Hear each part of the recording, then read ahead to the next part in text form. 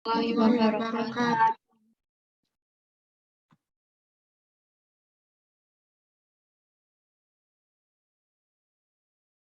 Oke, hari ini kita akan membahas materi dessert ya.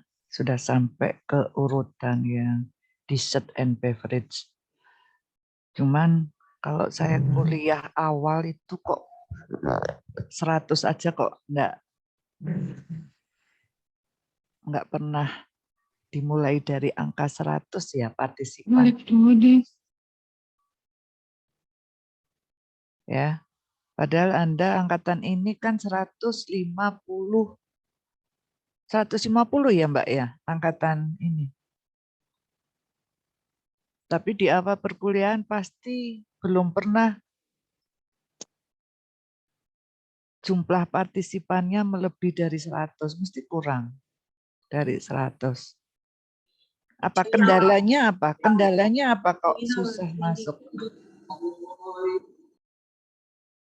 Kendalanya apa Mbak? Apa susah masuk, susah sinyal, padahal Anda kan posisi semua sudah di Semarang ya ini ya?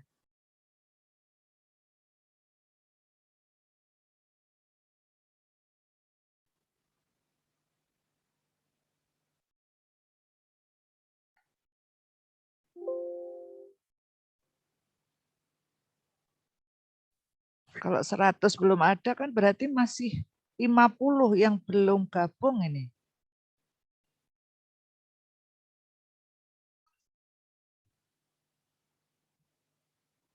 Gimana ini teman-temannya? Ini Bu udah bilang di grup Bu. Ya, oke.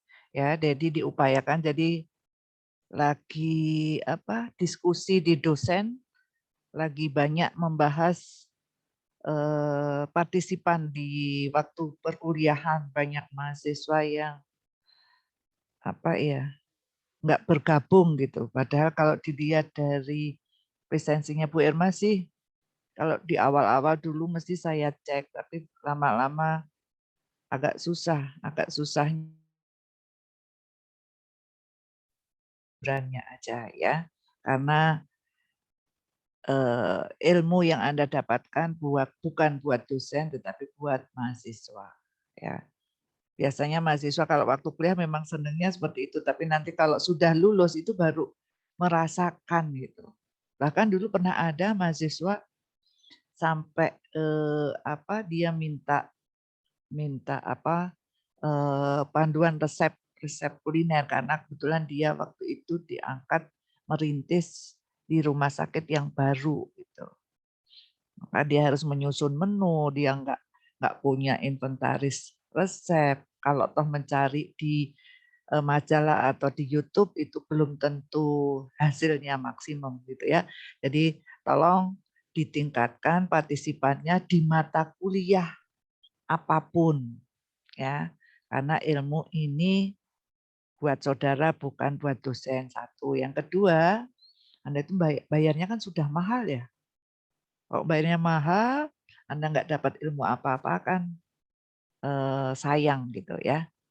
Oke, sebelum masuk ke materi, terkait dengan rencana table manner, mungkin sudah disampaikan oleh PJ-nya, karena jadwalmu terlalu padat dan Anda belum praktikum kuliner. Anda kuliner dasar udah praktek belum ya Mbak? Saya sampai lupa karena komando. Udah Bu semester Kuliner dasar 1. udah ya, berarti tinggal kuliner pangan lokal. lokal ya. Iya Bu. Nah, jadi untuk table manner-nya nanti di waktu praktikum aja karena waktumu terlalu padat. Jadi kita konsentrasi di mahasiswa semester 4. Mahasiswa semester 4 kan juga sekarang lagi proses kuliner pangan lokal praktikumnya, maka kita sepakat dengan dosen-dosen mencari waktu agak susah, Anda masih ada kesempatan nanti di waktu praktek. Jadi untuk table manner dalam waktu dekat ini kita konsentrasi di D3 sama S1 yang semester 4. Kalau D3 yang semester 2. Saya belum komunikasi yang D3 semester 4 itu juga belum pernah itu. Karena nanti sertifikatnya bisa untuk ini SKPI artinya surat keterangan untuk pendamping ijazah itu.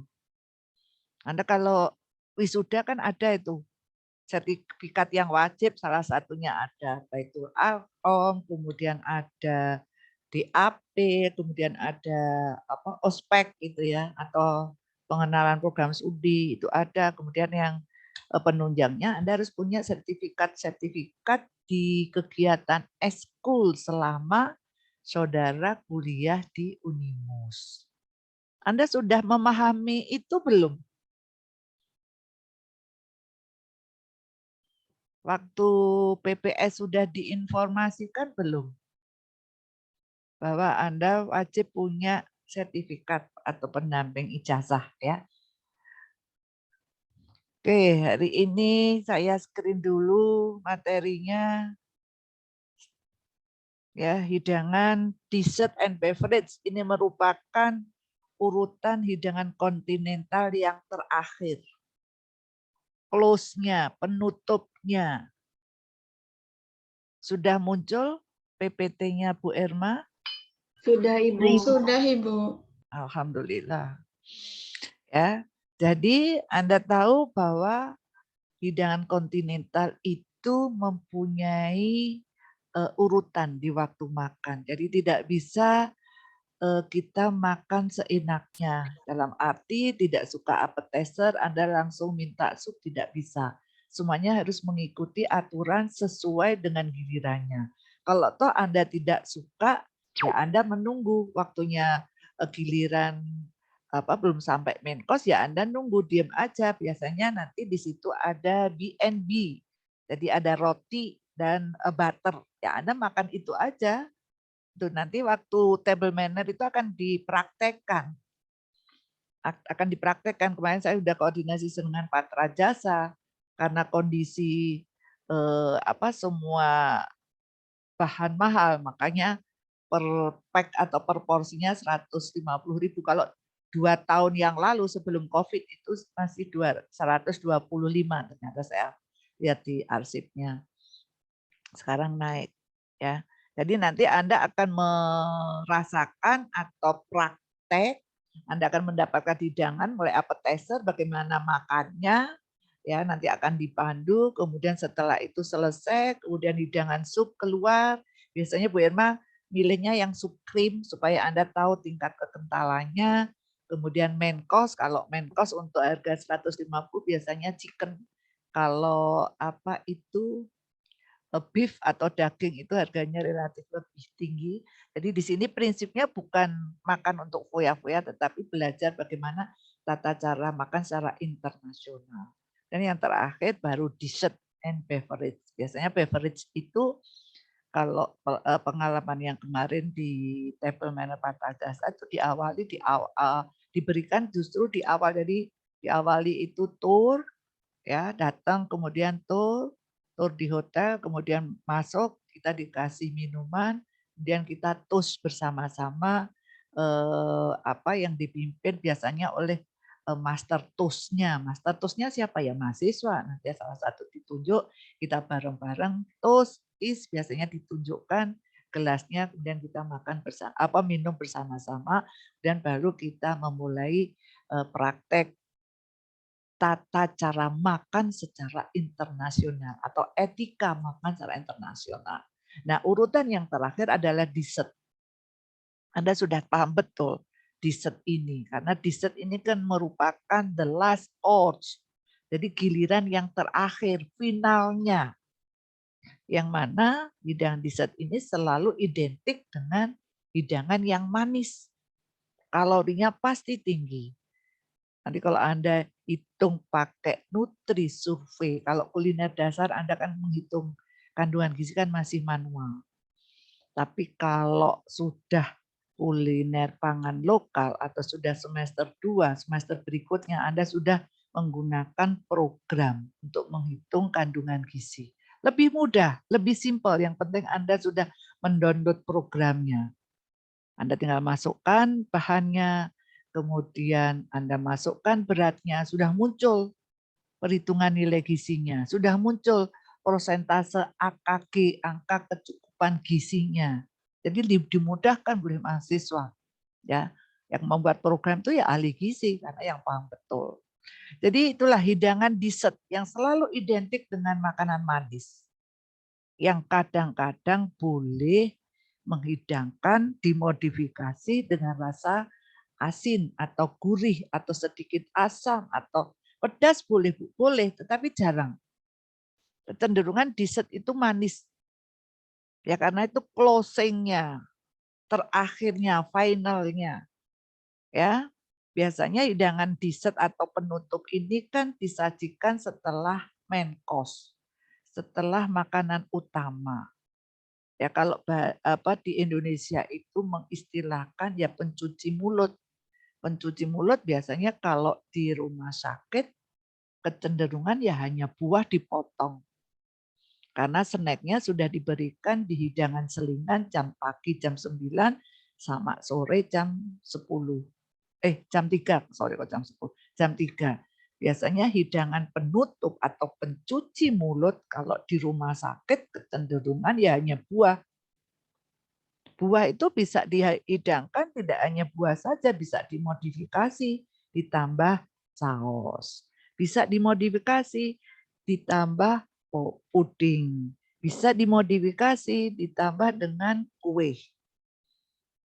Jadi di dalam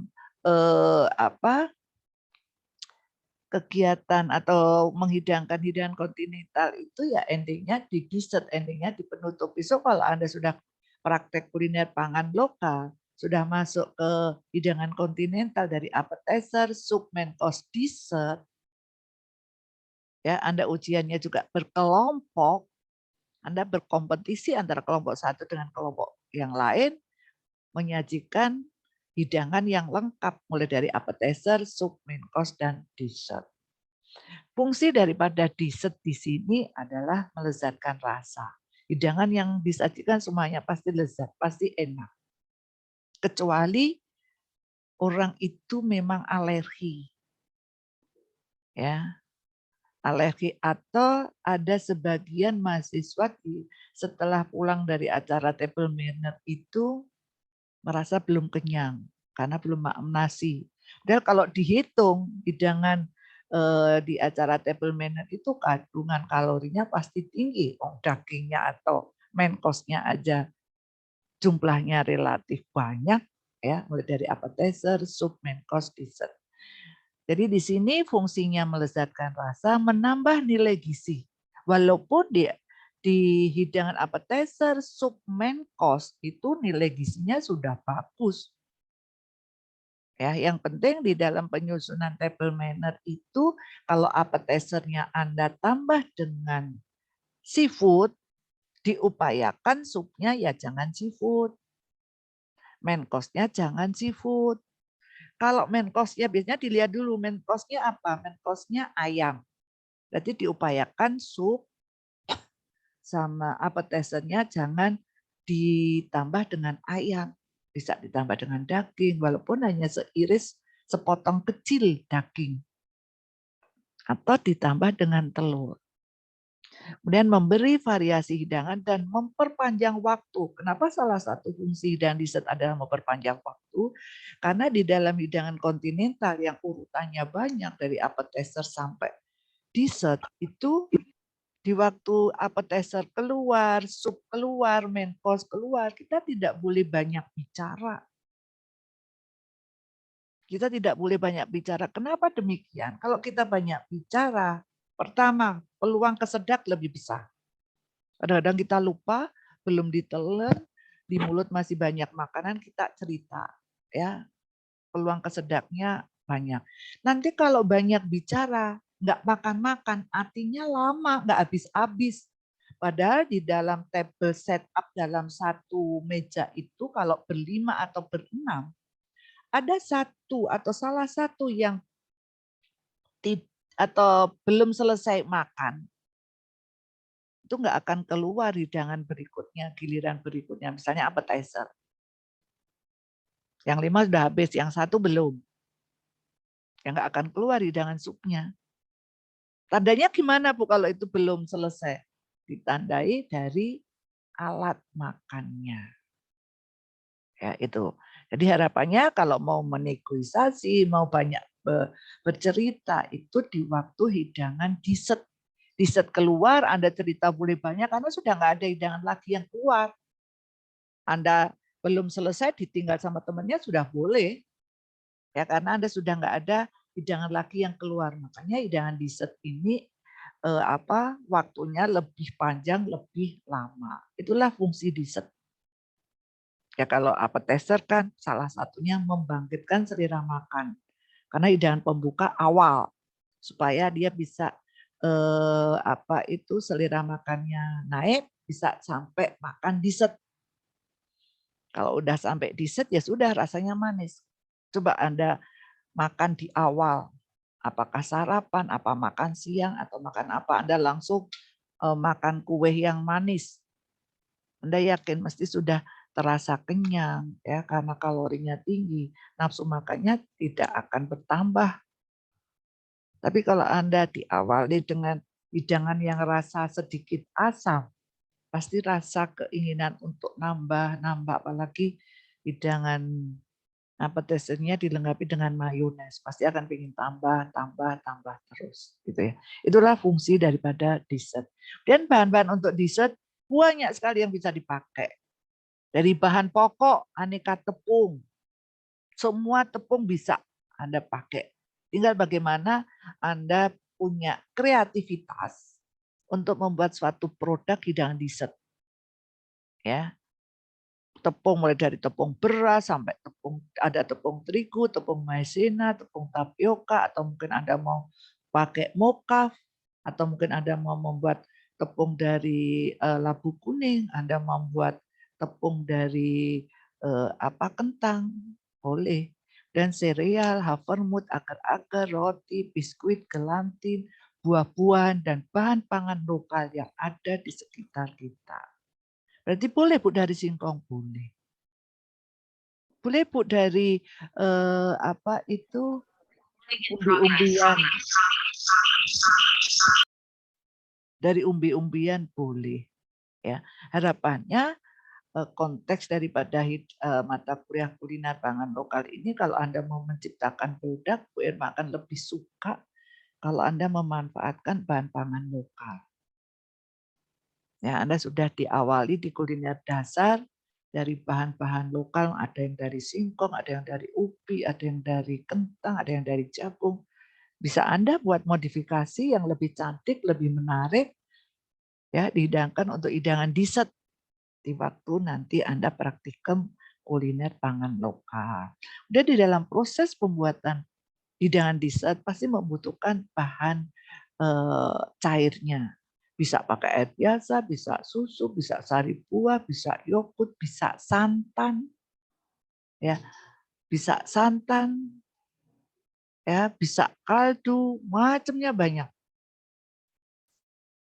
Macamnya banyak yang bisa dipakai untuk bahan cair di dalam proses pembuatan hidangan dessert.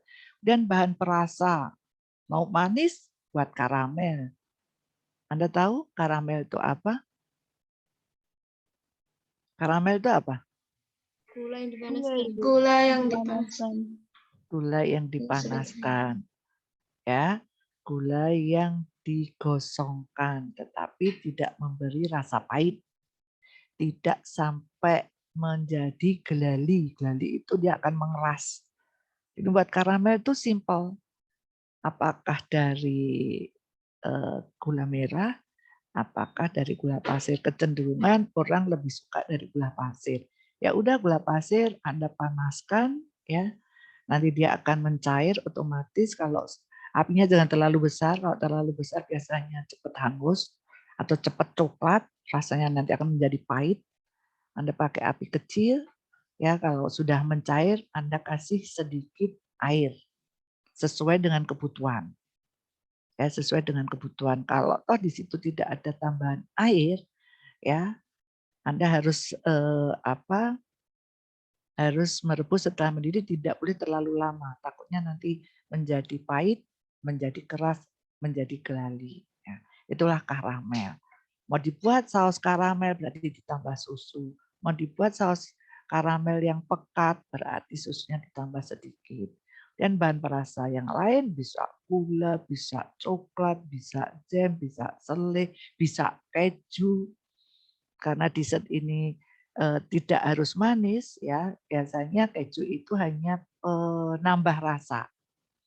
Karena salah satu syarat hidangan dessert itu kecenderungan manis, maka di sini banyak orang membuat produk atau menu untuk hidangan dessert kecenderungan yang terasa manis. Mau diberi kasih sedikit keju boleh, tapi manisnya tetap harus ada.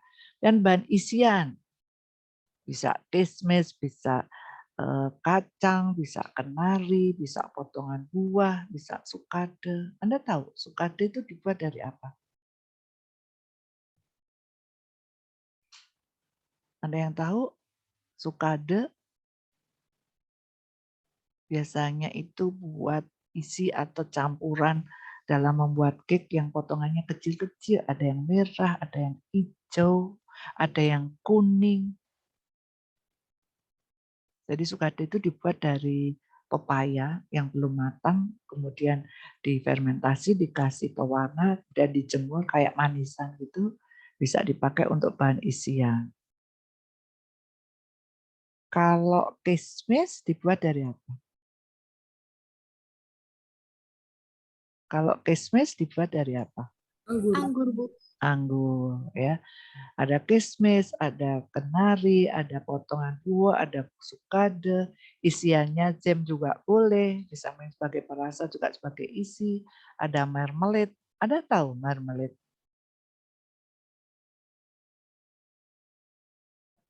Dari jeruk bukan, Bu? Nah, marmalade itu dari selai yang biasanya ditambah dengan kulitnya. Bisa seringkali yang sering dibuat dari bahan jeruk. Ya karena yang dikasih potongan kulit atau isinya itu lebih seger dari jeruk. Yang penting waktu memasukkan potongan kulitnya atau parutan itu jeruknya itu harus dihilangkan ini kulit arinya yang warna putih karena yang memberi rasa getir dan pahit di situ, ya. Apalagi yang bisa dipakai untuk isian selain bahan ini? Ada kismis, ada meses, ya. Atau mungkin bahan-bahan yang lain yang bisa dimanfaatkan sebagai isi hidangan dessert. Dan ada bahan pengharum, itu tadi yang disampaikan temanmu, marmalade, ya, ada kulit jeruk, bisa vanili, brandy, essence rum. Cuman kita sebagai orang Muslim biasanya tidak menggunakan brandy karena brandy kandungan alkoholnya relatif tinggi. Tapi ada sebagian orang yang tidak mau menggunakan essence yang rem itu, ya.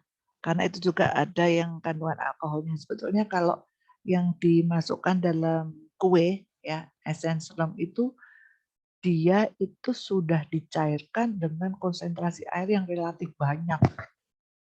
Jadi ada beberapa ahli agama yang menyampaikan berapapun konsentrasi persentase kandungan alkoholnya ya nggak boleh. Tapi ada yang mengatakan kalau itu untuk untuk pendidikan, kita hanya sekedar tahu oh rasa rem seperti ini itu boleh.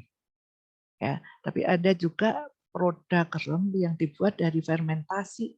Artinya seperti Anda membuat tape.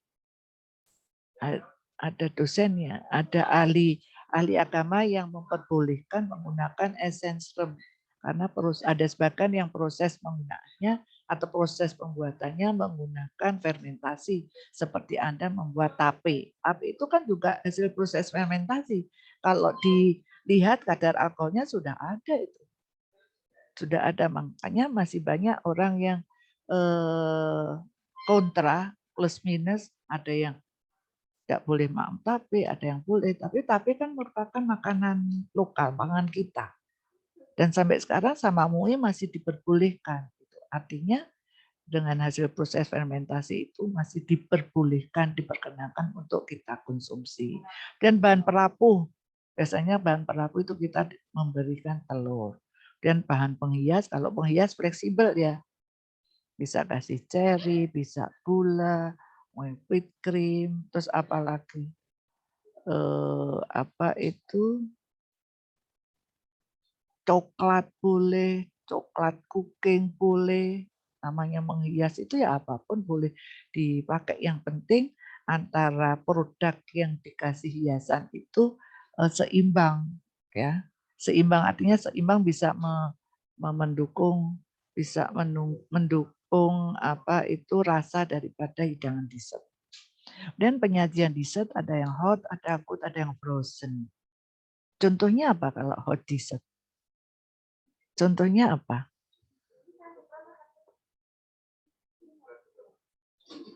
Hidangan dessert yang menjadi bagian dari hot dessert. Contohnya apa? Pancake, Bu. Cake, ya. Yang cake, aneka yang dipanggang.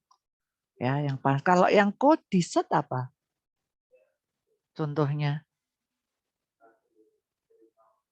Contohnya apa?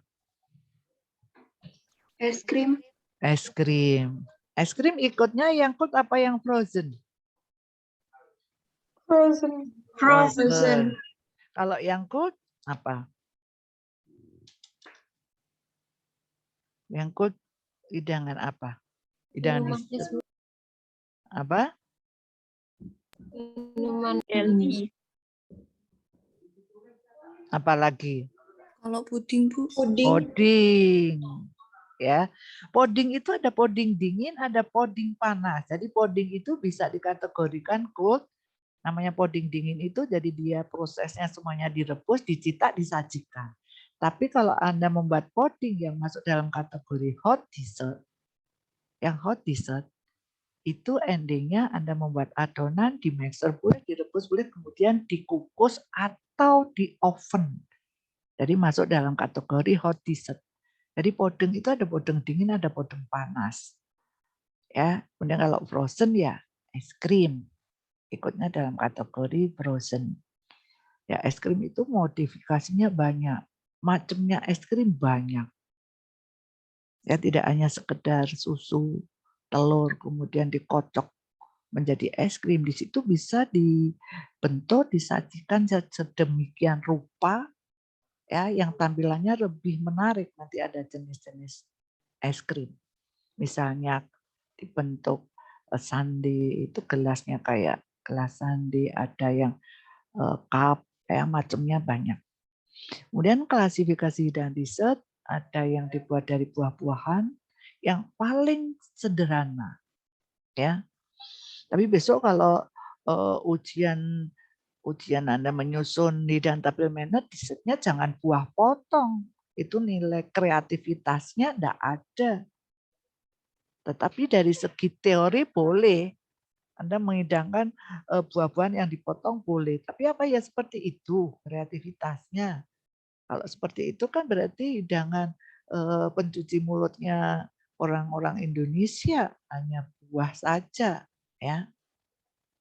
Karena buah ini kan sifatnya fleksibel, bisa dikombinasikan dengan bahan lain. Jadi tidak hanya apa buah-buahan saja, tetapi bisa dimodifikasi dengan bahan lain.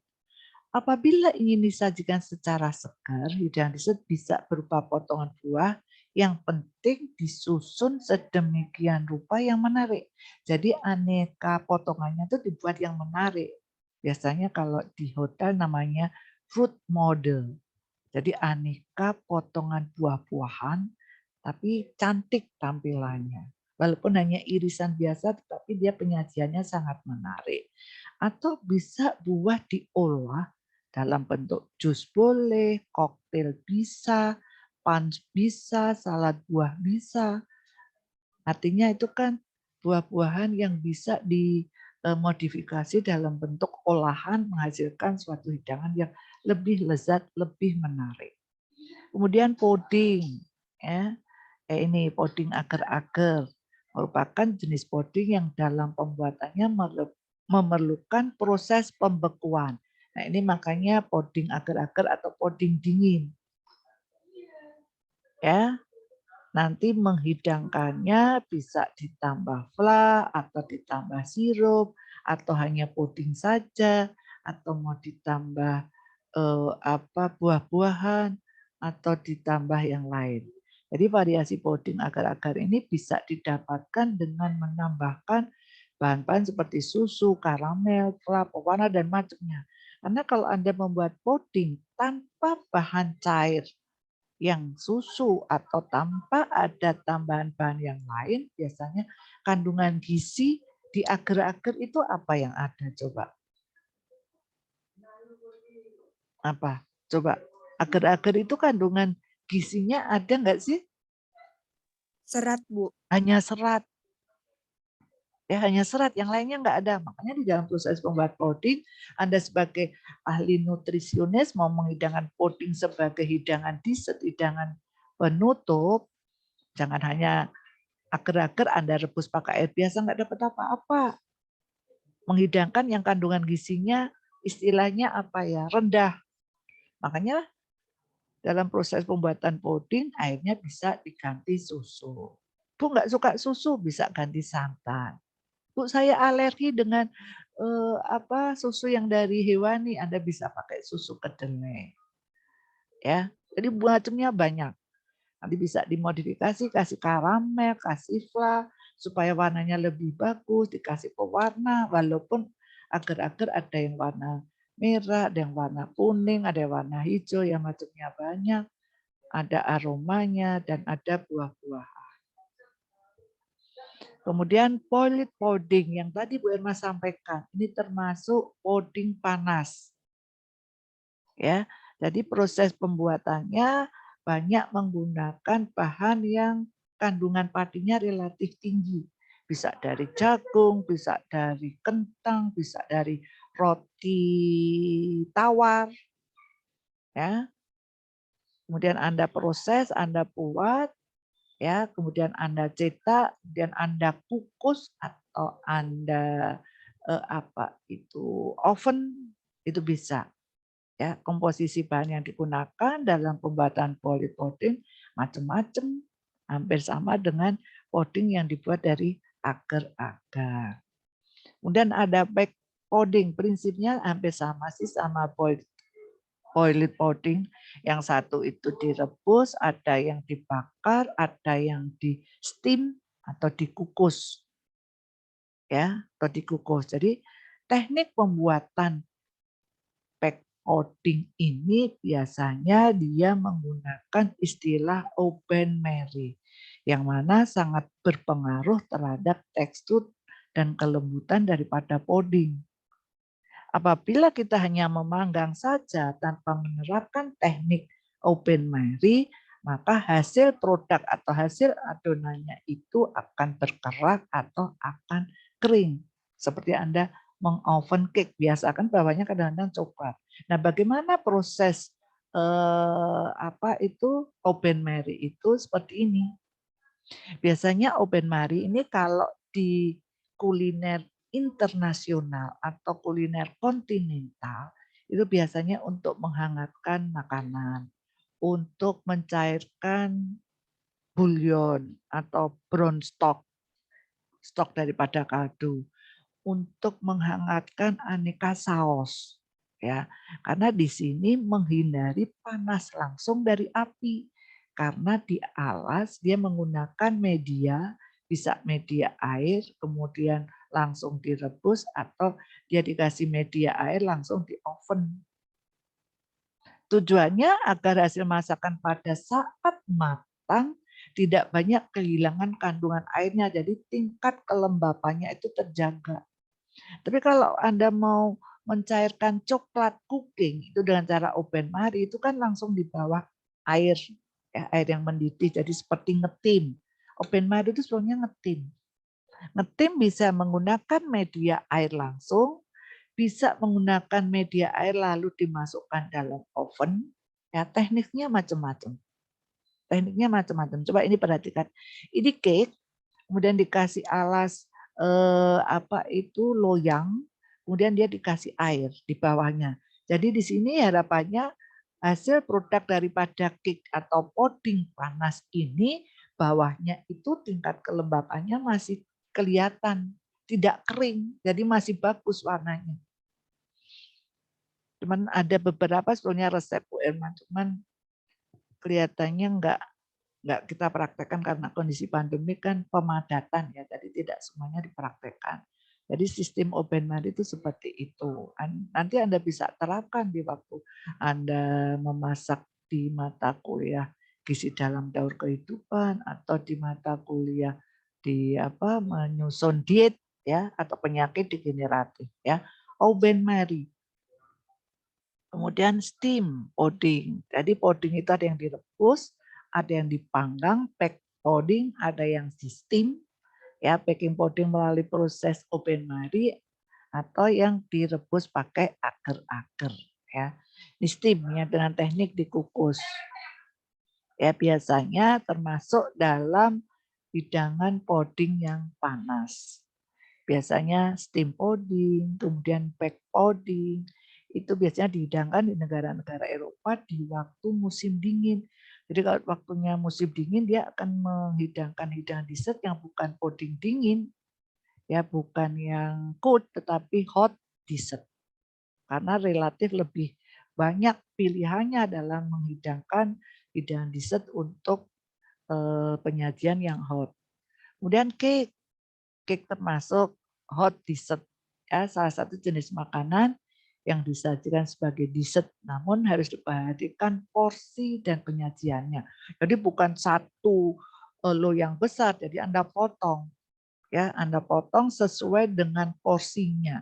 Biasanya untuk hidangan dessert itu porsinya 150 sampai 200 gram.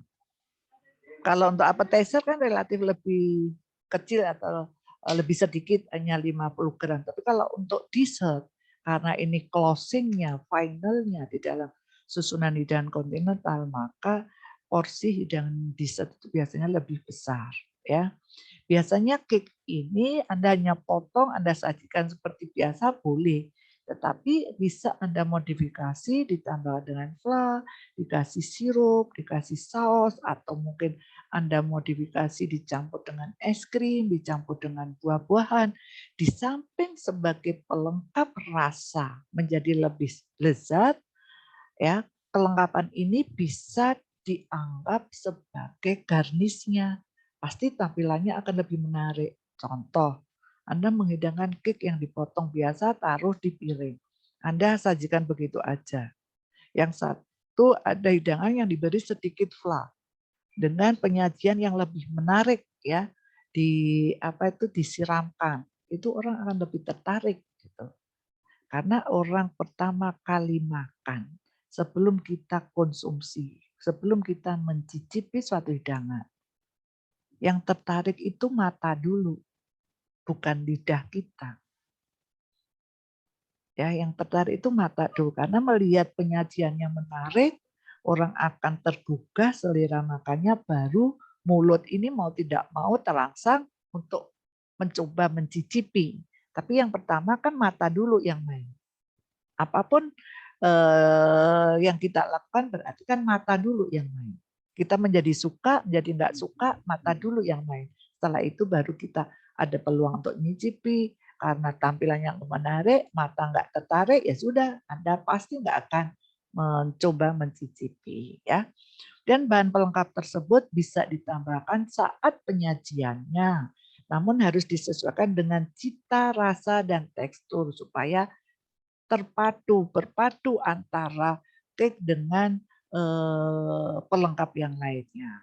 Misalnya di sini brownies white chocolate, ya, brownies white chocolate sauce itu. Jadi brownies itu kan sudah rasanya manis, di situ ada tambahan coklat ditambah dengan saus coklat, ya, bisa coklat saus dan white coklat, ya, itu akan menjadi lebih menarik. Dan Black Forest bisa Anda kasih warna tambahan saus strawberry atau fruit cake atau yang lainnya. Anda pasti melihat dari gambar-gambar di YouTube, gambar-gambar di mana di web itu banyak sekali hidangan-hidangan yang menarik ya yang bisa Anda tiru, terinspirasi dari produk tersebut, kemudian tinggal Anda memodifikasi bagaimana tampilan dessertmu bisa lebih menarik. Kemudian cok paste. Cok paste ini hidangan pastry, ya, hidangan paste yang dibuat dari bahan adonan rebus. Seperti Anda membuat apa? Kue sus. Ya, kemudian dipanggang, kemudian disajikan, diberi isi. Ya, isi itu bisa fla, bisa krim. Jadi kasih filling. Filling itu isi. Cok paste itu bisa dibentuk bulat, dibentuk keranjang, dibentuk eclair, yang macamnya banyak. Atau pie, adonan pie. Ini hidangan dessert yang berasal dari adonan sugar dog. Ya, sugar dog itu ya campuran dari gula, tepung, dan margarin. Ya, setelah itu digiling, diiris tipis, dibentuk menyerupai mangkok. Pie itu kan mangkok sebetulnya. Lalu diisi, dikasih filling. Ya, fillingnya apa? Macam-macam. Yang di Bali terkenal dengan pie susu. Isinya cuma apa? Susu, kental manis, dikasih gula, dikasih sedikit tepung maizena, direbus, mendidih, taruh di hidangan pie, jadi pie susu. Ya, atau mau dikasih kue boleh, atau mau dikasih buah-buahan bisa. Kemudian es krim. Nah, ini salah satu jenis hidangan dessert yang sangat digemari khususnya anak-anak. Cucu-cucu saya itu kalau sama es krim suka. Cuman Anda harus hati-hati. Jenis es krim yang dijual di supermarket itu macamnya banyak. Ada yang kadang-kadang setelah mak es krim itu batuk, ya, tenggorokan, itu biasanya itu es krimnya murah, penggunaan gulanya tidak murni dari gula, mungkin ada tambahan pemanis yang supaya mendapatkan profit yang relatif tinggi, ya. Jadi es krim ini bisa dipadukan dengan berbagai bahan pendamping. Bisa ditambah biskuit, ditambah cake, tambah coklat, tambah buah-buahan, atau tanpa pendamping juga bisa es krim biasa. Ya. Hasil penelitiannya Pak Ali Rosidi itu membuat es krim dari apa kemarin yang disampaikan. Kemarin Anda kan ikut kuliah pakar toh? Masih ingat enggak hasil penelitiannya Pak Ali yang dibuat es krim dari bahan apa? Bahan lokalnya. Temulawak. Temulawak. Cuman risiko kelemahannya es krimnya Pak Ali yang ditambah temulawak itu rasa pahit dan aromanya sangat menyengat. Akhirnya dimodifikasi, dibuat dalam bentuk kapsul supaya kandungan yang ada di temulawak itu bisa dikonsumsi dengan atlet. Memang sasarannya kan untuk atlet, ya, itu. Tapi rasanya karena temulawak porsinya relatif banyak, jadi pahit dan dikurangi, tetapi kandungan daripada temulawaknya akhirnya kan berkurang. Kemudian cup, jenis es krim yang divariasikan dengan buah-buahan segar, dilengkapi dengan sirup sebagai toppingnya, ya. Jadi macamnya banyak ini. Jadi dalam bentuk cup yang diisi apa ya? Cup itu seperti contong gitu. Kan biasanya kan kita makan dan cupnya kan bisa dimaem itu. Itu yang dibuat dari tepung tipis itu. Ya, saya yakin Anda juga sering makan itu. Dan split ini hidangan dari buah-buahan. Biasanya hidangan dessert yang dari pisang. Split ini kan buah-buahan yang dilengkapi dengan isi atau dikasih filling. Ya, isinya apa? Bisa buah boleh, dikasih es krim boleh, dikasih apapun boleh. Ya, split. Jadi yang buah pisang boleh, buah nanas boleh Bu, boleh. Apel boleh Bu, boleh. Ya. Cuman kelemahannya kalau Anda membuat split dari buah pisang, kelemahannya apa? Buah pisang kalau kita gunakan untuk produk apapun, kelemahannya apa? Untuk buah pisang itu. Coba siapa yang tahu, siapa yang paham? kelemahan membuat produk dari olahan buah pisang yang harus diperhatikan apanya?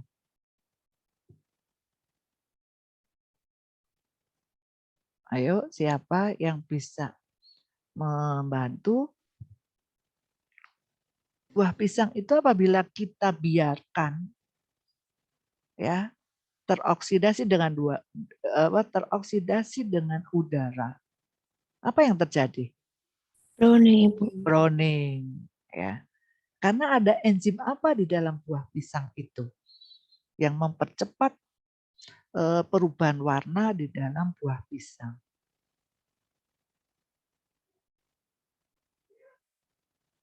Jadi di buah pisang itu ada enzimatis yang bisa mempercepat perubahan warna karena teroksidasi dengan udara. Selain pisang apa yang mudah browning? Buah apa yang selain pisang? Apel. Apel. Kalau sayur yang sering atau cepat browning, sayur apa? Terong. Terong. Kalau dari kelompok umbi-umbian yang cepat browning, bahan apa? Kentang. Selain kentang apa? Ubi. Ubi, ya. Jadi paling tidak Anda tahu berbagai macam karakteristik bahan makanan, khususnya yang mudah berubah dari segi warnanya, yang sering dari segi warna, karena akan memperjelek tampilannya. Jadi Anda harus pintar. Paling gampang ya hanya direndam, ya. Tapi kalau pisang kan nggak mungkin, ya direndam, nanti akan teksturnya akan merubah. Makanya kalau buah pisang biasanya harus segera diolah sedemikian rupa, cepat dan segera dihidangkan supaya antisipasi perubahan browning itu bisa diminimalisir, ya. Untuk bagian atasnya bisa diberi garnish, ya. Garnishnya macam-macam. Pisang whipped cream, sirup, stroberi, cherry, buah kiwi, ya. Buah kiwi itu buah yang mahal. Tapi teksturnya akan menjadi tidak baik kalau Anda mendapatkan buah kiwi yang terlalu matang. Kan teksturnya relatif lebih lunak dibandingkan buah yang lain. Buah yang kokoh, teksturnya tetap kokoh itu ya cherry atau stroberi. Ya, stroberi itu buahnya tetap kokoh. Kemudian nanas, ya. Pepaya itu juga teksturnya mudah lembik, ya. Jadi Anda harus hati-hati.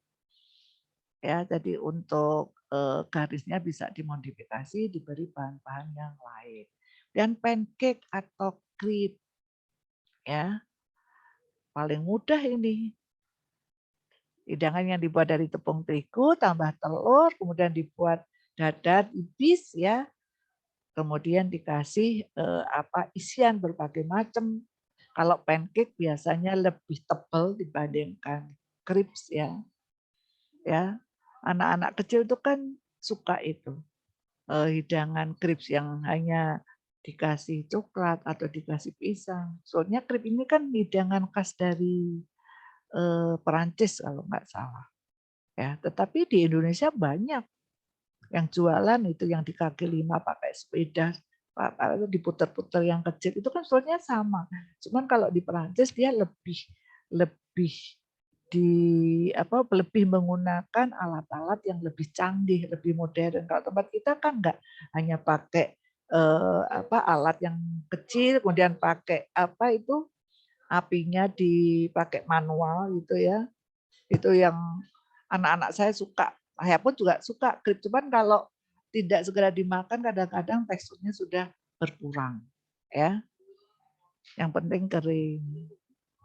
Ya, kalau pancake biasanya lebih tebal. Cuman ciri khasnya kalau pancake karena lebih tebal, kuncinya ada di tekstur. Jadi kalau kita makan jangan sampai berhenti di tenggorokan jadi seret. Kalau seret itu kita nggak bisa makan, susah menelan, itu menandakan bahwa hidangan tersebut kurang telur, atau kurang mungkin susu, atau kurang bahan pelembut yang lainnya. Kemudian milkshake, ya, hidangan penutup yang terbuat dari bahan es krim yang dicampur dengan susu. Dia cuma dikocok, shake itu kan dikocok. Bisa pakai blender atau bisa pakai alat shaker gitu.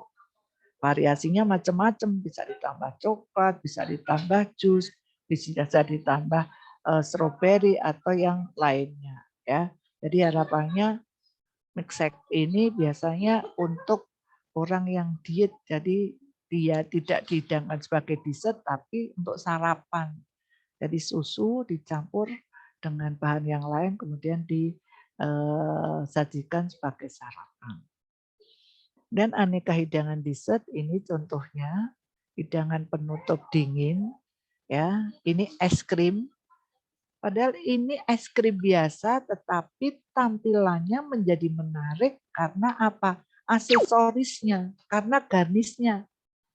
Jadi ini es krim yang dibentuk kerucut, kemudian dikasih white cream, kemudian dihidangkan, dilengkapi dengan coklat, ini saus vanili, saus strawberry, kemudian ini dikasih white coklat. White coklat yang direbus, kemudian dibentuk menjadi dibekukan. Ya, menarik. Padahal ini es krim, cuma di sini es krimnya dia udah dimodifikasi ditambah dengan roti, dicampur dengan roti supaya dia bentuknya lebih kokoh. Dan kalau yang tengah ini es krim dibuat bola, bawahnya dihidangkan dengan kue coklat yang dicampur dengan kacang. Ya, dibentuk bulat gitu. Ya, menarik. Jadi tidak hanya es krim saja. Kemudian ini es krim yang dibuat lapis jadi masukkan di gelas koktail. Dan aksesorisnya apa? Aksesorisnya ya coklat cooking yang dibentuk sedemikian rupa. Ini perlu keahlian tersendiri ini. Bu Irma itu kadang-kadang membuat mencoba, kadang jadi, kadang enggak. Jadi skillnya memang harus skill yang ahli. Ahli membuat garnish dari coklat itu mahal. Ya, mahal. Jadi kalau Anda punya keahlian, berani uji coba, Anda bisa di waktu praktek uji coba. Dan ini yang hot. Ini hidangan dessert yang hot, terinspirasi dari hidangan Jepang. Jadi bentuknya dibuat mungil-mungil, tetapi banyak. Ya, ini banyak bentuknya, jadi bentuk mungil kecil-kecil, ada rasa coklat, ada rasa vanili, kemudian ini juga ada rasanya macam-macam ya. Jadi dibuat mungil dia. Jadi Anda kalau mau makan, mau mengkonsumsi semua jenis rasa ini bisa karena bentuknya tuh bit size, maksimum 2 kali gigit. Ya, maksimum 2 kali gigit. Dan ini macam-macam es krimnya, ada es krim biasa, ada es krim cup, ya biasanya dihidangkan dalam gelas cup, dan ada sonde, ya sonde ini es krim yang dihidangkan pakai gelas sonde itu gelas yang panjang, dan bombe ini es krim yang dibuat menyerupai bom, atau kalau zaman dulu waktu Bu Irma kecil mungkin sekarang masih ada, itu es potong. Anda pernah nggak tahu atau mungkin pernah membeli? Jadi es krimnya itu dibuat pekat, keras, bulat gitu kayak bom, kemudian dipotong-potong lalu ditusuk pakai lidi atau pakai bambu, kemudian dimakan sambil jalan. Anda pernah enggak es krim potong? Pernah, Bu. Pernah ya? Masih ada ya? Masih. Masih. Itu namanya kalau di hidangan kontinental namanya bombe, jadi merupai bom. Kalau tempat kita namanya es krim potong gitu ya. Dan ada gato es krim yang dibuat sedemikian rupa dibentuk seperti tart. Tapi tidak semuanya dari es krim. Tartnya dimodifikasi, ya ada es krimnya, ada cake-nya, dan ada cassata. Cassata itu es krim yang dikasih filling. Filling itu isi. Dan bag es krim. Ya, es krim yang ditaruh di pirek kemudian dikasih mering lalu di oven sebentar untuk memberi warna coklat pada mering. Dan parfait es krim yang dicetak dengan pembungkus dari biskuit. Kemudian sorbet ya, campuran dari sari buah dan gula yang dibekukan dengan mesin es krim. Jadi kalau besok Anda praktek di ilmu bahan pangan atau di lab pangan, itu kita punya alat untuk membuat es krim. Dalam jumlah besar ya ada, yang dalam jumlah kecil atau rumah tangga juga ada. Ya, kemudian tadi mering itu kan dibuat dari putih telur yang dikocok kaku, kemudian dikasih rasa manis. Bisa dipakai untuk garnisnya es krim, bisa dipakai untuk garnisnya pie, atau mering saja dikasih gula, kemudian di oven bisa juga untuk hidangan dessert. Jadi dia lebih fleksibel, dihidangkan mering saja juga boleh, ditambahkan di sobit juga bisa, dicampurkan di krim juga boleh, ya. Jadi putih telur yang dikocok kaku itu tinggal kasih aja, rasa aja, tinggal Anda gunakan sebagai garnisnya. Dan porsi dessert yang sesuai dengan standar internasional 100 sampai 200 gram. Kalau hidangan snack atau kudapan, Anda masih ingat di kuliner dasar berapa gram atau berapa kalori? Anda masih ingat enggak? Hidangan kudapan disajikan berapa gram? Maksimum hanya 100 gram. Ya, atau kandungan kalori maksimum 200. Tapi kalau hidangan dessert bisa dihidangkan sampai porsinya 200 gram. Nanti kalau Anda itu berapa kandungan kalorinya? Padahal di situ kalau kita melihat dari bahannya, susu ada, rasa kecenderungan manis. Nanti belum Anda modifikasi, mungkin ditambah coklat atau ditambah dengan buah-buahan atau yang lainnya. Ya, kemudian saus dessert, di sini fungsi saus dalam hidangan dessert bisa sebagai penambah rasa, bisa juga sebagai garnish, ya.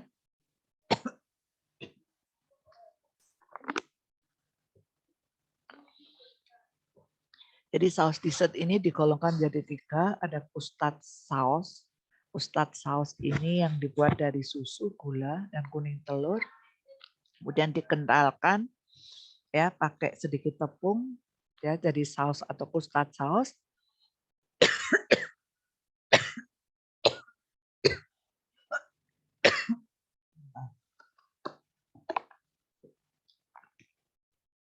Kemudian fruit puree itu dari buah-buahan yang Anda potong kecil-kecil, kemudian Anda rebus pakai sedikit air ditambah gula, ditambah rempah-rempah, bisa keningar atau yang lainnya.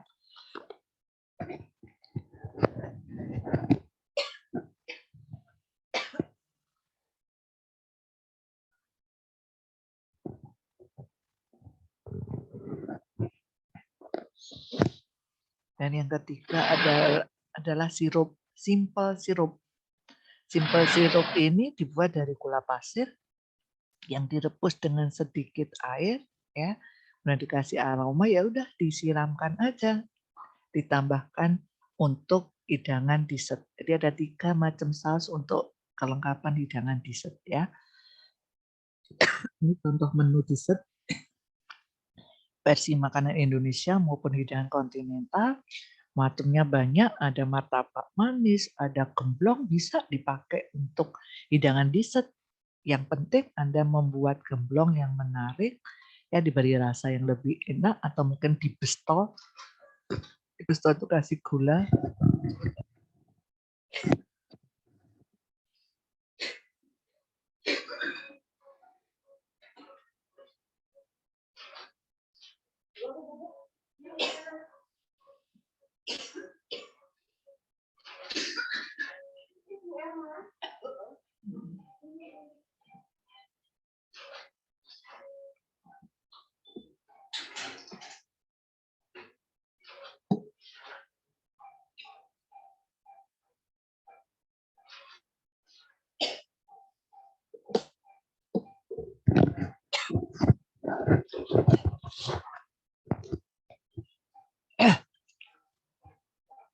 Ya, ini beberapa macam hidangan dessert untuk versi Indonesia. Cookies bisa dihidangkan sebagai hidangan dessert, Tapi tidak hanya sekedar hidangan poke saja, tapi Anda modifikasi ya. Diberi sedikit garnish yang lain.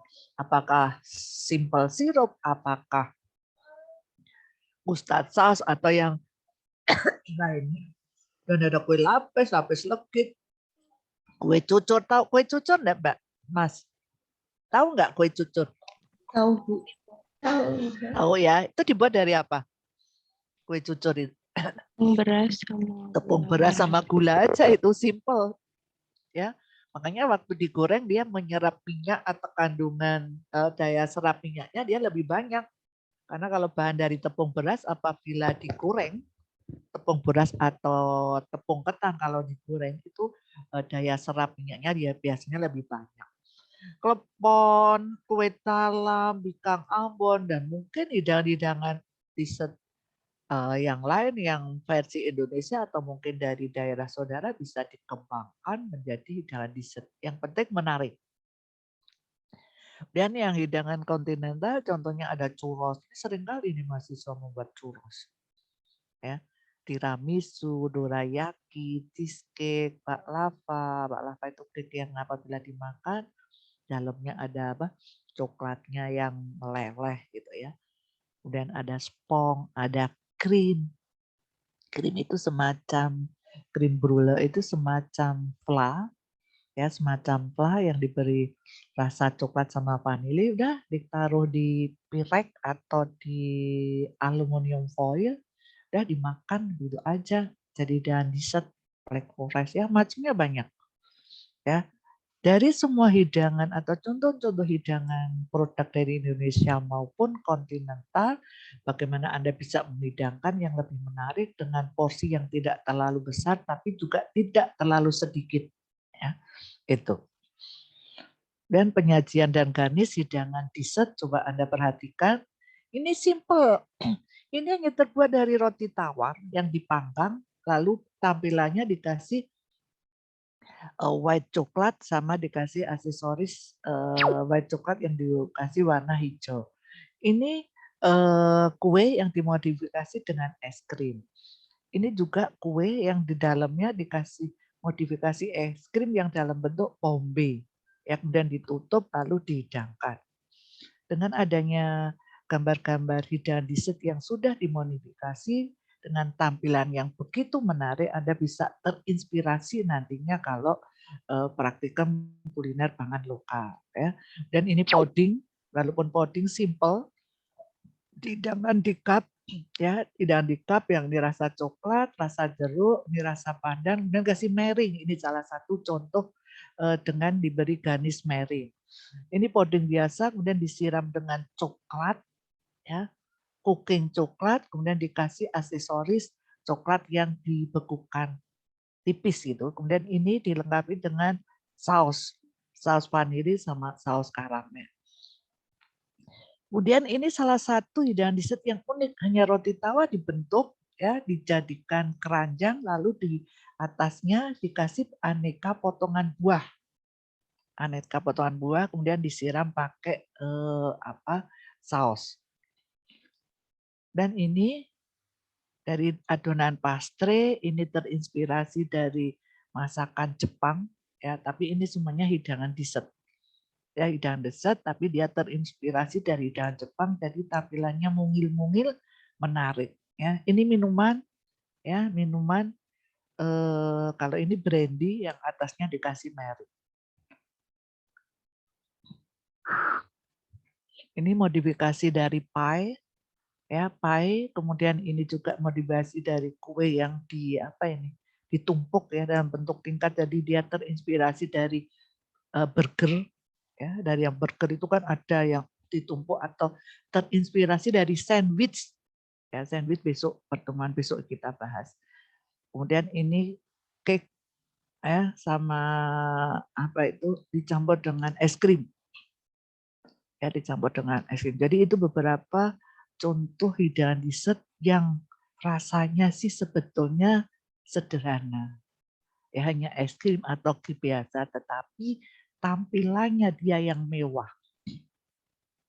Makanya hidangan-hidangan yang dijual di hotel berbintang datang harganya menjadi lebih mahal karena aksesorisnya menarik, tampilannya menarik, dan pajak pelayanannya pasti lebih tinggi dibandingkan Anda makan di warteg. Sama-sama maem pisang goreng, ya di warteg mungkin hanya 3.000, tapi kalau di hotel sudah menjadi 10.000. Begitu juga Anda maem telur rebus. Sarapan telur rebus di hotel mungkin harganya menjadi 15.000, tetapi kalau Anda maem telur rebus di warteg mungkin hanya 3.000. Dan ini juga ya harapannya bisa terinspirasi dari bentuknya. Ini cake yang dibuat bentuk jadi kayak piramid. Ini yang unik. Jadi dia dibentuk, podinya dibentuk menyerupai buah apokat. Ya, kalau kita praktek itu biasanya menyerupai buah semangka karena yang bentuknya besar nggak terlalu rumit. Kalau ini dibentuk dalam seperti buah semangka. Ya, ini ya banyak ya. Nanti bisa dilihat, Anda bisa mendownload materi ini supaya Anda terinspirasi di waktu pembuatan hidangan dessert. Tidak hanya dessert saja, Anda membuat produk untuk hidangan selingan untuk jam 10 maupun jam 3, harapannya bisa. Ini mungkin bisa di-unmute dulu ya. Oh, bawa minum.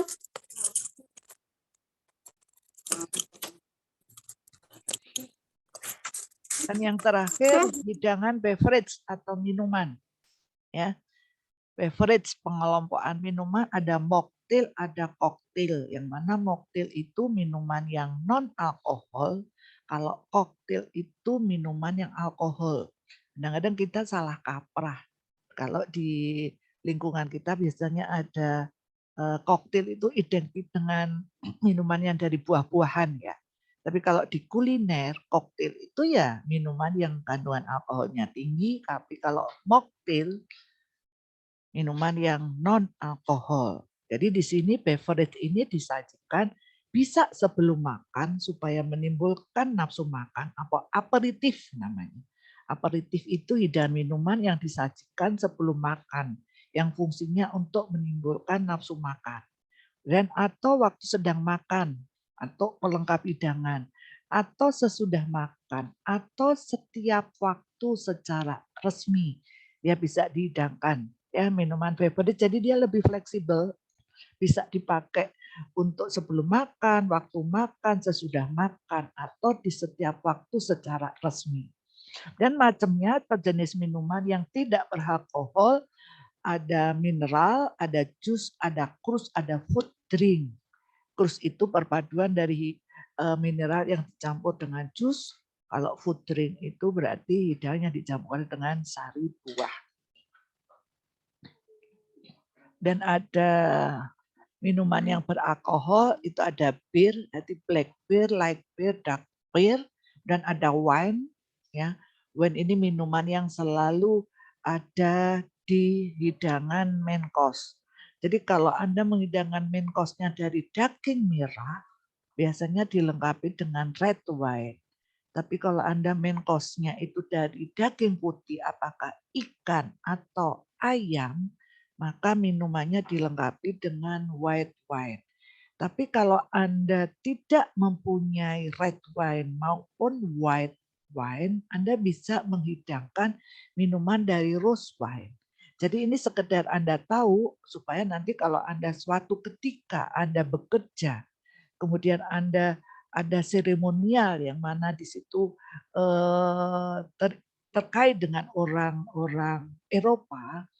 Kalau ada yang menghidangkan main course, ya, menghidangkan main course di situ dibuat ada dagingnya, pasti di situ ada red wine. Tapi ada kelengkapan water cool bed-nya, jadi mineralnya juga ada. Jadi itu diberikan untuk orang-orang yang Muslim yang tidak mengkonsumsi wine, ya. Dan ada sparkling wine, jadi semua jenis makanan. Jadi yang fleksibel rose wine sama sparkling wine. Tapi kalau hidangan appetizer dan sup, fortified wine. Ya. Jadi macamnya minuman alkohol itu banyak dan mempunyai fungsi sendiri-sendiri. Makanya kalau di hotel itu bagian apa itu? Bar, apa? Yang meramu minuman, bartender. Dia kalau bekerja di hotel, dia punya keahlian meramu aneka jenis minuman, tidak hanya sekedar minuman wine, tetapi dicampur dengan sari buah atau dicampur dengan yang lainnya menjadi suatu produk minuman yang lezat. Itu suatu keahlian tersendiri. Ya, suatu keahlian tersendiri. Seringkali Patrasdasa itu memberikan minuman di awal sebelum kita acara table manner, itu sari sayuran dicampur dengan jus apel, dicampur dengan soft drink. Jadi rasanya itu seperti wine, padahal itu minuman yang tanpa alkohol. Jadi pintar meramunya. Nah itu perlu standar resep yang bagus, tidak sekedar mencampur, tetapi komposisi yang tepat, yang pas itu yang seberapa. Ya. Yang terakhir ada whisky, brandy, rum, gin, vodka, tequila, dan liquor. Ya, jadi Anda hati-hati kalau Anda suatu ketika mungkin Anda sebagai nutrisionis, kemudian Anda diberi tugas ke luar negeri atau di acara-acara, menghadiri di acara seremonial, hati-hati dalam mengkonsumsi wine. Ya, kalau yang Indonesia itu kan sebetulnya sudah banyak yang mengkonsumsi wine, cuman salah kaprah. Kalau di negara Eropa itu fungsi minum wine itu kan menghangatkan badan. Slokingnya kecil, gelasnya kecil. Yang diminum cc-nya tidak terlalu banyak.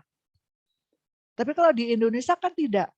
Bahkan Anda sering mendengar orang Indonesia meninggal karena mencampur dari berbagai macam wine yang tidak tahu keahliannya, ya kemudian dicampur, akhirnya setelah itu dia is dead, meninggal. Itu banyak terjadi.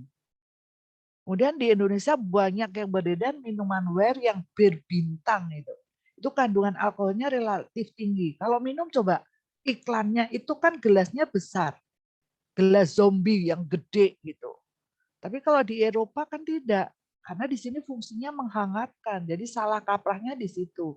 Kenapa orang barat mengkonsumsi minum wine tidak banyak informasi yang meninggal? Karena dia hanya sebagai pelengkap di waktu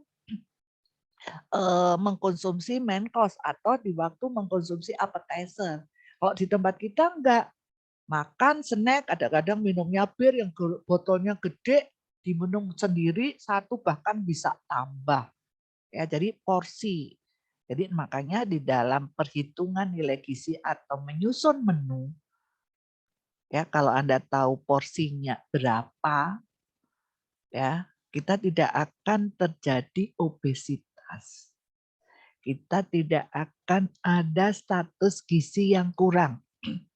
Karena Anda sebagai ahli nutrisionis pasti sudah tahu berapa kebutuhan yang harus Anda makan. Berapa kalorinya, berapa proteinnya, berapa lemaknya, paling tidak kalorinya ya yang harus Anda kendalikan supaya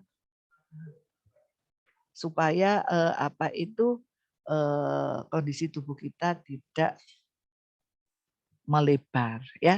Saya kira itu materi kita pada pagi hari ini, hidangan, dessert and beverage. Ada yang didiskusikan. Jadi untuk table manner kita pending ya karena Anda juga belum praktek. Di samping itu waktunya padat. Setelah itu Anda masuk ke UAS. Jadi nanti untuk angkatan ini table manner-nya diberikan berdampingan dengan praktikum. Kalau dulu S1 itu kan nggak punya seragam. Anda punya seragam nggak, Mbak? Punya Bu, batik tapi. Batik, Punya. seangkatan ya? Ya punya Bu. Seangkatan atau semua? Seangkatan. Oh, seangkatan. Jadi perangkatan punya. Jadi biasanya kalau S1 pas kunjungan, karena tidak punya seragam, itu biasanya menggunakan batik. Ya, jadi sama. Jadi setiap angkatan dulu kalau pas table manner itu Bu Irma pasti punya kenang-kenangan foto, biasanya dikasih foto gitu. Akhirnya menjadi menarik. Kalau D3 kan punya seragam harian. Ya, kemudian terus pakai jas alma mater. Nanti harapannya nanti di waktu table manner, pas waktunya kita ke hotel, Anda sudah punya seragam, nanti bisa digunakan di waktu badiknya sudah cantik ya tidak perlu pakai jas lab. Kok jas lab pakai jas alma mater. Ya, pakai jas alma mater, tapi kalau tidak semuanya atau belum semuanya punya ya paling tidak Anda harus pakai jas alma mater. Minimal tampilannya harus sama ya, karena salah satu syarat untuk menghadiri table manner itu kan seremonial yang resmi itu biasanya kalau laki harus pakai jas, perempuan pakai gaun ya, biasanya sudah ada ini ketentuan dress code-nya, karena Anda di situ nanti belajar maka hanya boleh menggunakan seragam ya. Oke, saya kira itu ada yang didiskusikan. Bu Erma, saya izin bertanya. Iya, monggo Mbak. Mbak siapa ini? Anissa Aprilia. Mbak Anissa, yuk gimana Mbak? Tadi saya izin menanyakan terkait yang dessert, kan tadi ada hot dessert, ada cold dessert, sama frozen. Kalau smoothies itu juga termasuk dalam frozen dessert, Bu? Iya. Baik, terima kasih. Ya. Smoothie masuk. Jadi hidangan dessert itu fleksibel, Mbak. Dessert itu fleksibel. Anda membuat produk. Nah, ini bisa Anda masukkan di hot atau cold. Jadi lebih fleksibel. Jadi tidak bisa misalnya ya, Anda membuat cake, oke karena di oven ini masuk hot. Tetapi Anda menghidangkannya ditambah dengan misalnya es krim. Ya, Anda bisa masuk dalam kategori frozen. Ya, atau Anda bisa masuk dalam kategori yang cold atau yang lainnya. Jadi fleksibel. Ya, gitu ya Mbak Anissa ya tadi ya. Ya Ibu, baik. Ya, fleksibel ya Ibu. ya fleksibel. Kalau dessert itu fleksibel. Jadi makanya endingnya di dalam acara hidangan kontinental itu ya di dessertnya itu endingnya. Ya, makanya tampilan tadi yang untuk hidangan dessert itu begitu menarik. Ya kadang-kadang orang sampai mau makan itu apa ya sayang gitu karena cantik tampilannya. Makanya harga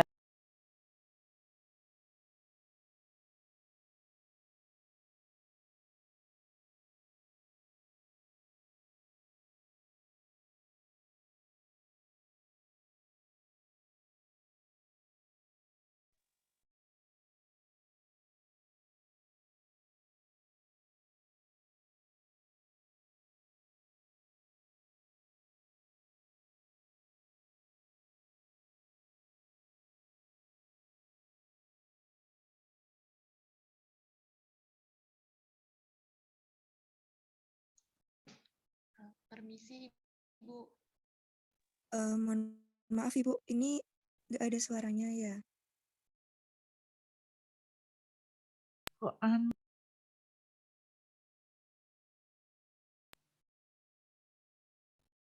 Oh ya, kok oh berarti ini dari pusat tadi kok hostnya di unmute, wong Bu Irma nggak unmute. Oke, jadi gitu ya harapannya hidangan dessert bisa Anda aplikasikan di dalam menyusun menu atau nanti kalau saudara sebagai ahli nutrisionis di rumah sakit. Saya yakin pasti pasien itu akan lebih cepat proses penyembuhannya karena melihat hidangannya menarik ya, rasanya enak, apalagi nafsu makan orang sakit itu pasti drop, pasti turun. Bagaimana Anda bisa menyajikan suatu produk hidangan yang bisa meningkatkan selera makan di rumah sakit. Karena sampai sekarang permasalahan di rumah sakit itu bahwa sisa makanan yang disajikan ke pasien itu relatif tinggi. Kalau sisa makanannya itu lebih dari 20%, maka itu asupannya tidak berhasil untuk pasien. Nah, larinya kemana? Yang tanggung jawab siapa? Ahli gizi. Mungkin bisa tampilannya nggak menarik, rasanya nggak enak, memang sulit menghidangkan suatu hidangan yang enak tetapi dihidangkan pada orang sakit. Orang sakit itu kan nafsu makannya turun, kadang-kadang mulutnya juga nggak nyaman, kadang terasa pahit, enak pun juga nggak merasakan. Jadi harus hati-hati ya. Bisa dihidangkan misalnya ke pasien yang melahirkan. Melahirkan itu kan enggak, itu kan kodrat ya, kodrat seorang perempuan. Jadi enggak sakit. Anda bisa bereksperimen. Atau Anda hidangkan ke pasien yang luka bakar. Itu kan tidak tidak ada syarat khusus, itu malah tinggi protein gitu supaya tingkat penyembuhan luka-lukanya bisa lebih cepat. Ya nanti bisa Anda modifikasi. Makanya bekal praktikum kuliner dasar, kuliner pangan lokal itu bisa Anda aplikasikan di dalam menyusun menu untuk mata kuliah gizi dalam daur kehidupan, kemudian gizi klinik, penyakit degeneratif bisa Anda aplikasikan ke sana. Ya, harapan saya itu. Sebenarnya harapan dosen kuliner itu seperti itu. Tapi mahasiswa tidak berani tidak berani tantangan di dalam menyusun menu, mencarinya yang gampang, yang mudah, ya, biar prakteknya cepat, menghitungnya nggak sulit. Ya, biasanya kan menghitungnya itu aja yang sulit. Ya, kalau di diet itu kan Anda dikasih kasus, kemudian tahu kebutuhan kalori berapa, protein berapa, dari kebutuhan itu Anda aplikasikan dalam menu. Kalau di kuliner kan tidak. Anda buat produk enak, lezat, baru Anda menghitung, kan begitu. Jadi tidak beda dengan konteksnya. Ya. Oke, saya kira itu materi kita pada pagi hari ini. Semoga bermanfaat ilmunya, bisa Anda terapkan, bisa Anda aplikasikan di menu sehari-hari di keluarga atau di dalam menyusun menu. Oke, kita akhiri pertemuan pada pagi hari ini. Assalamualaikum.